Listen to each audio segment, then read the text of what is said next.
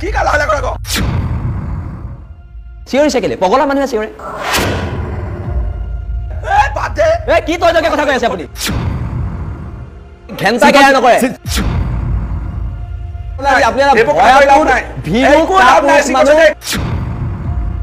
কংগ্ৰেছৰ ইমান বেয়া দিনৰ দিনত ৰূপজ্যোতি কুৰ্মীয়ে তাত কিয় জিকিলে তেখেত বিজেপিৰ বিৰুদ্ধে পুৰা উৎসাহ আছিলে RSSৰ বিৰুদ্ধে উৎসাহ আছিলে তেখেতে RSSৰ লগত ভাৰত মাতা কি জয় আৰু জয় অসমৰ মাজত এখন তাত কাজিয়া কৰিছিলে বহুত ডাঙৰ কাজিয়া কৰিছিলে আৰু তাৰ এক মাহ পিছতে জইন কৰিলে আৰু আমি সকলোৱে জানো সেই সময়ত কংগ্ৰেছত থাকোঁতে দাদা ব্ৰিগেডৰ তেওঁ অন্যতম সদস্য আছিল আৰু তাৰ পিছতে আপুনি চাওক ৰূপজ্যোতি কুৰ্মীয়ে এতিয়া কি ক'লে মই ভুল কৰিছিলোঁ মই দৰকাৰ হ'লে RSSৰ অফিচত গৈ মই আঁঠুকাৰি ক্ষমা কৰিম মানে এজন মানুহ ক্ষমতাৰ কাৰণে কিমান তললৈ যাব পাৰে অসমৰ জনগণে সেই কথাটো দেখি আছে আৰু বিশেষকৈ মৰিয়নিৰ ৰাইজে এজন কংগ্ৰেছী হিচাপে ৰূপজ্যোতি কুৰ্মীক ভোট দিয়া নাছিল ৰূপজ্যোতি কুৰ্মীক মৰিয়নিৰ ৰাইজে ভোট দিছিলে জাতীয়তাবাদৰ এক বলিষ্ঠ কণ্ঠ হিচাপে তেখেতে কাণ এমানো বুলি কৈ যি ধৰণে প্ৰতিবাদ কৰিছিলে আৰু এতিয়া তেওঁ প্ৰত্যেকজন ভোটাৰক অপমান কৰিছে মৰিয়নিবাসী ৰাইজক মৰিয়নি সমষ্টিত এই মুহূৰ্তত ৰূপজ্যোতি কুৰ্মী আমাৰ লগত আছে যদি আমি স্ক্ৰীনত দেখা পাওঁ ৰূপজ্যোতি কুৰ্মীক এই মুহূৰ্তত ৰূপজ্যোতি কুৰ্মী আপুনি শৃংখল চলিহাৰ বক্তব্য চাগে শুনিলে কি ক'ব এই সম্পৰ্কত ৰূপজ্যোতি কুৰ্মী এই কা আন্দোলনৰ প্ৰতিবাদ কৰি পেলাই 2021 চনত এইবাৰে প্ৰথম বিধায়ক হোৱা নাই ৰূপজ্যোতি কুৰ্মীৰ মাতৃ 2004 চনত মৃত্যু হৈছিলে 4 ফেব্ৰুৱাৰী দিনাখন তাৰ আগৰ পৰা মৰিয়নি সমষ্টিৰ লগত জড়িত আছিল মাতৃ অসুখৰ কাৰণত ৰূপজ্যোতি কুৰ্মীয়ে বিয়া সকাম অকল খোৱা নাছিল মানুহৰ বেমাৰ হস্পিটেলত যোৱা ইয়াত বিভিন্ন ধৰণৰ আৰ্থিক অনুদান ফুটবল ক্ৰিকেট বল বিয়া মেলা পৰা আদি কৰি ইয়াত যেতিয়া কংগ্ৰেছ দলৰ কৰ্মী আহক সেই সময়ত বিভিন্ন জাতি জনগোষ্ঠীৰ লোক বেমাৰ পৰিছিল বিয়া সকামে তেনেকুৱা টকা পইচা অসুবিধা হৈছিল ৰূপম কুৰ্মী মোৰ মাতৃ হৈ পেলাই ইয়াত ৰূপজ্যোতি কুৰ্মীয়ে ইয়াত সহায় কৰিছিলে সেইকাৰণে ৰূপজ্যোতি কুৰ্মী ইয়াত ধনু বুলি বেছি জানে ৰূপজ্যোতি কুৰ্মী বুলি মৰিয়নি সমষ্টিত বেছিকৈ চিনি নাপায় ধনু বুলি কয় ধনুকাৰ মোৰ নামটো ধনু ঘৰ মতা নাম এক নম্বৰ দ্বিতীয়তে হৈ গ'ল ৰূপজ্যোতি কুৰ্মীয়ে ধুদুৱালিৰ কাৰণে 2.5 দিন অনশন কৰিছিল এখন এম্বুলেঞ্চ দিছিল 5টা বাগান অসম চাহ নিগমৰ ইয়াত বন্ধ হৈ আছিল ইয়াত প্ৰতিবাদ কৰিছিলে অনশন কৰিছিলে তাৰপিছত ৰূপজ্যোতি কুৰ্মী কা আন্দোলন অখিল গগৈ বোলে এইবাৰ ইলেকশ্যন নেখেলিলে সেইকাৰণে ৰূপজ্যোতি কুৰ্মীয়ে জিকিলে অখিল গগৈ জন্মই নাছিল অৰ্থাৎ অখিল গগৈ কৃষক মুক্তি সংগ্ৰাম সমিতি জন্মই হোৱা নাছিল তেতিয়া ৰূপজ্যোতি কুৰ্মী 2006 চনতে এমএলএ হ'ল 2006 চনত এমএলএ হৈ 2011 হ'ল 2016 হ'ল আৰু এবাৰ 2021 চনত হৈছে ৰূপজ্যোতি কুৰ্মী বুলি মৰিয়নি সমষ্টিত এটা নিজৰ পৰিচয় আছে জন্ম হৈয়ে ৰূপজ্যোতি কুৰ্মীৰ ধনু বুলি এটা ইয়াত আছে এজন যুৱক সুখে দুখে ইয়াৰ ৰাইজৰ লগত থাকে বুলি এইটো ৰূপজ্যোতি কুৰ্মী ধনু বুলি এটা পৰিচয় আছে সেইকাৰণে শৃংখল চলিয়ে এতিয়া যিমানেই যি নকওক মই 8টা চিলাই কাটি পেলাই জয় এখন কা আমি নামানো বুলি মই লিখিছিলোঁ 8টা চিলাই এতিয়া মই কা সমৰ্থন কৰিছোঁ বুলি এইটো মই ক'ব বিচৰা নাই কিন্তু অসমৰ মাননীয় মুখ্যমন্ত্ৰী হেমন্ত বিশ্ব শৰ্মা অসমীয়া মূলত ইয়াত যিসকল বিমল বৰা ডাঙৰীয়া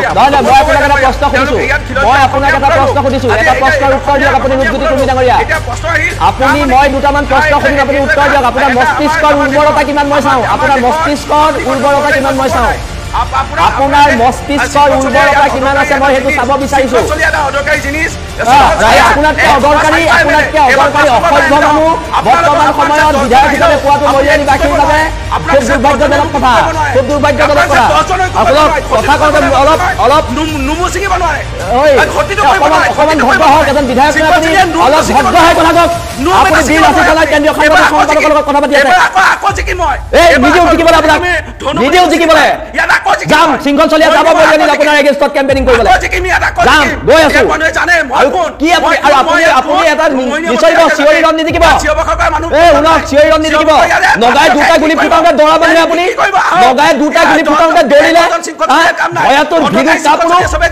নগাই দুটা গুলি মাৰোঁতে দৌৰিলে লজ্জা নাই শৃংখল চলিহা আপোনাৰ সমষ্টিত আপোনাৰ সমষ্টিত শৃংখল চলিয়া যাব আৰু আপোনাৰ হৈ ল'ব লজ্জা লাগে দুটা গুলি মাৰোঁতে কেনে দৌৰিছিলে ইমান যদি কলিজা আছে বুকুত গুলি খাব লাগিছিলে আমি গ'লে আমি পলাই নাহো নগাই যদি গুলিয়াই আমি হেংদাং উলিয়াম কিন্তু আপোনাৰ নিচিনা পলাই নাহো খিলঞ্জীয়া হয় ইয়াৰ ভূমিপুত্ৰ মানুহ হয় মই ইয়াতে ক্ৰিকেট খেলিবলৈ অহা নাই আপোনাৰ লগত মই ক্ৰিকেট খেলিবলৈ অহা নাই আপোনাৰ লগত আপোনাতকৈ বেছি কৰি লৈছোঁ দুখীয়া মানুহক সহায় নিশ্চয় দুৰ্বল মানুহে চিঞৰে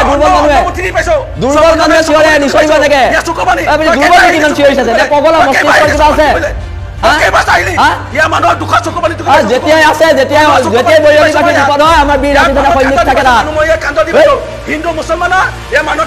আমিও নিছো আমিও জানাজা দিবলৈ নিছো আমিও মৰিয়ালে নিছো নিশ্চয় চিঞৰিছে কেনে দুৰ্বল মানুহে চিঞৰে নগাই দুটা গুলি মাৰোঁতে পলোৱা মানুহে আপুনি গুলি লাগিলে নেকি পলাইছে যে আপুনি ৰূপজ্যোতি কৰ্মী ইমান উত্তেজিত নহ'ব ৰূপজ্যোতি কৰ্মী ইমান উত্তেজিত নহ'ব কি হ'ল যাবা মই কি কৰিম চাইবা তই শব্দ নহয় শৃংখল চলিয়া আপুনি ভালকে কথা কওক কি আপুনি তই কথা কৈছে আপুনি সন্মান সহকাৰে কথা কওক আপুনি এটা সংগঠনৰ বিল আছে থানা কেন্দ্ৰীয় সাংগঠনিক সম্পাদকৰ লগত কথা পাতি আছে অসমৰ জনগণে চাই আছে আপুনি কিয় তই মই কথা ক'ব আপুনি ক'লে মই ক'ম জিকিব পাৰে ভদ্ৰকে কওক ৰূপজ্যোতি কৰ্মী শৃংখল চলিয়া অকণমান ধৰি লওক ৰূপজ্যোতি শৃংখল চলিয়া অকণমান ধৰি লওক ৰূপজ্যোতি কৰ্মী কওক কি তই কৈছে নাই তই নকওঁ ৰূপজ্যোতি কৰ্মী তই শব্দ ব্যৱহাৰ নকৰিব শৃংখল চলিয়া অকণমান ধৰি লওক ৰূপজ্যোতি কৰ্মী আপুনি কৈ যাওক তই শব্দ ব্যৱহাৰ নকৰিব যেতিয়াই মৰিয়নি ৰাইজৰ বিপদ হয় দিন আছে প্ৰত্যেকজন খাই থাকে এটা যদি ঢোল তাল বিপদ একো লাভ নাই হাতাপাই বজাত ঢোল তাল একো লাভ নাই মই জিকিম সেইটো সময়ত দেখা যাব লাহে লাহে কথা কথাখিনি চিঞৰিছে কেলে পগলা মানুহে চিঞৰে কি কা লাহে লাহে কি কৰা পাইছ পগলা মানুহে চিঞৰে দুখীয়া মানুহৰ কান্দৰ ইয়াত মানুহ আমিও কৈছিলো বহুত এইবিলাক 53 টাইম ব্লাড দিলো মই 53 টাইম ব্লাড দিলো তই কেইবাৰ দিলি ব্লাড ইয়াৰ মানুহ আপুনি তেজ দি দুখে আমি তেজ দি নুজুছো কিমানবাৰ তেজ দিলো হিচাপ নাই কি তই কথা কৈ আছে আপুনি এক মিনিট শৃংখল চলিয়া ৰূপজ্যোতি কৰ্মী শৃংখল চলিয়া ৰৈ লওক শৃংখল চলিয়া ৰৈ লওক ৰূপজ্যোতি কৰ্মী শৃংখল চলিয়া সম্পৰ্কত আপোনাৰ প্ৰধান অভিযোগ কি সেইটো উত্তৰ দিয়ক শৃংখল চলিয়া ৰূপজ্যোতি কৰ্মী মোৰ কথা শুনি লওক আজি শৃংখল চলিয়াই এখন সংবাদমেল আয়োজন কৰিছিল য'ত অখিল গগৈ সম্পৰ্কত তেওঁ প্ৰশ্ন উত্থাপন কৰিছে আৰু তেওঁ কৈছে যে এইবাৰ উপ নিৰ্বাচন মৰিয়নি সমষ্টিত এটা অগ্নি পৰীক্ষা যদি আমি এক নহওঁ অসুবিধা আছে আৰু অখিল গগৈ সম্পৰ্কে তেওঁৰ কেইবাটাও প্ৰশ্ন উত্থাপন কৰিছে অৰ্থাৎ আপোনাৰ কাৰণে এটা সুখৰ খবৰ যে জাতীয়তাবাদী শিবিৰসমূহ একগোট হোৱাৰ পৰিৱৰ্তে ভাগ হৈছে আৰু অখিল আৰু উপস্থিত আছে শৃংখল চলিয়া সম্পৰ্কত কি ক'ব লগা আছে কৈ লওক তাৰপিছত এতিয়া উন্নয়ন বিচাৰিব মানুহে উন্নয়ন বিচাৰিছে মানুহে বিভিন্ন সমস্যা দূৰ হোৱাটো বিচাৰিছে এতিয়া আন্দোলন কৰি থাকিবলৈ মানুহৰ সময় নাই অসমৰ মানুহে জানে মাননীয় মুখ্যমন্ত্ৰী ডক্টৰ হিমন্ত বিশ্ব শৰ্মা ডাঙৰীয়া এজন অসমীয়া মূলৰ প্ৰকৃত অসমীয়া সন্তান অসমৰ ক্ষতি হোৱা কাম তেওঁ নকৰে যিসকল মন্ত্ৰীসভাত আছে আজি মন্ত্ৰীসভাত থকা কেশৱ মহন্ত ডাঙৰীয়া অতুল বৰা ডাঙৰীয়া বিমল বৰা ডাঙৰীয়া তেওঁলোকে অসমীয়া মূলৰ লোক অসমৰ ক্ষতি হোৱা কাম তেওঁলোকে নকৰে বিজেপিকে ভোটদান দিব মই প্ৰাৰ্থীটো পাওঁ নাপাওঁ দূৰৰ কথা প্ৰাৰ্থীটো নাপালো ইয়াত বিজেপি প্ৰাৰ্থীজনে জিকিব মৰিয়নিৰ পৰা উপ নিৰ্বাচনত এইটো খাটাং মানুহে উন্নয়ন বিচাৰিছে উন্নয়ন ৰূপজ্যোতি কৰ্মী শৃংখল চলিহা বুলি কওঁতে আপোনাৰ ইমান উত্তেজিত হোৱাৰ কাৰণটো কি আচলতে শৃংখল চলিয়াৰ মোৰ কাৰণে ফেক্টৰে নহয় মই 4 এমএলএ শৃংখল চলিয়া এবাৰ এমএলএ নহয় হয় নেকি ৱাৰ্ড কমিছনাৰ জিকিছে নেকি মোৰ লগত তুলনা ৱাৰ্ড কমিছনাৰ উঠিলেহে জিকি সেইকাৰণে এইবোৰ কথা কৈ লাভ নাই মোৰ বেলেগ শ্ব' আছে অনুমান চক্ৰৱৰ্তী কৰি আপোনাক ধন্যবাদ জনাইছো মোৰ অকমান ৰূপজ্যোতি কৰ্মী অকমান লৈ লওক অলপ সময় লৈ লওক 10 মিনিট লৈ লওক এইবোৰ ল'ৰা ধেমালি কৰিবলৈ 10 মিনিট লৈ লওক হয় আপোনাৰ লগত ল'ৰা ধেমালি কৰিবলৈ শৃংখল চলিয়া কওক আপুনি নগাই দুটা গুলি মাৰোতে যিটো দৌৰ দিলে আপোনাৰ সাহস দেখিলো দুটা গুলি খাই আহিব লাগিছিল আমি হোৱাতেন দুটা গুলি খাই আহিলো